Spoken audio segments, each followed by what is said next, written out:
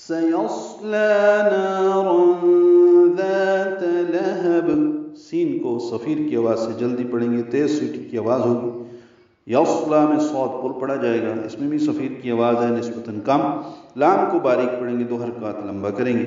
نارن میں نا الف مدہ ہے، 2 حرکات لمبا ہے۔ را پر ہے، تنوین کے بعد دال آنے کی وجہ سے اخفا ہے۔ نارن ذات، دال کو نرمی سے پڑھیں گے، 2 حرکات لمبا کریں گے۔ تا کو جلدی پڑھیں گے۔ لہب، لام کو جلدی پڑھنا ہے، ہا سے حلق سے ادا کریں گے۔ ملانے کی صورت میں ہا کو بھی جلدی پڑھنا ہے۔ وقف کرنے کی صورت میں ہا کو با سے ملانا ہے۔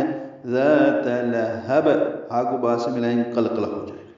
ملانے کی صورت میں تنوین کے بعد واو آنے کی وجہ سے ذات لہب وامرأتہ، واو سے ملائیں گے جب با کو تو ادغام ہوگا، ادغام ناقص مع الغنہ۔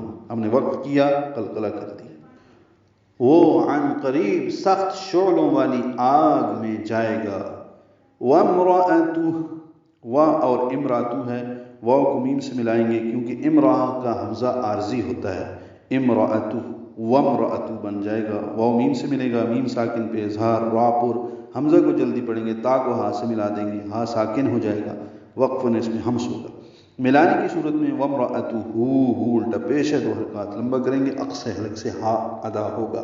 حما میں ہا وسط حلق سے ادا ہوگا، میم مشدد ہے، غنہ ہوگا، ہا کو میم سے ملانا ہے۔ حما، آواز ناک کے ماں سے ملے جائیں گے۔ ما الف مدہ ہے، 2 حرکات لمبا ہے۔ لام اور کو جلدی پڑھنا ہے، باریک پڑھنا ہے۔ تا کو الحطب کے لام سے ملانا ہے۔